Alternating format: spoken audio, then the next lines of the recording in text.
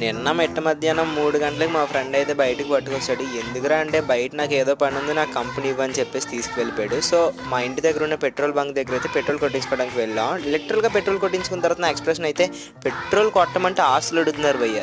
ఇంకా పని ఏంట్రా అని చూస్తే ఇంటర్ శశి కాలేజ్లో చదువుతున్న వాళ్ళ చెల్లికి నీట్ ప్రిపరేషన్ బుక్స్ ఇవ్వడానికి అయితే వెళ్ళాలంట. అందుకే తీసుకెళ్ళాడంట నన్ను కూడా కంపెనీ కోసం. ఇంకా ఆ బుక్స్ రిసెప్షన్ దగ్గర సబ్మిట్ చేసి మేమైతే బయటకు వచ్చేసాం. వాడైతే బండి బ్యాక్ చేస్తున్నాడు. పెద్ద ప్రో రైడర్ లాగా హెల్మెట్ పెట్టుకొని చూడండి ఎలా తీసేస్తున్నాడు బండి.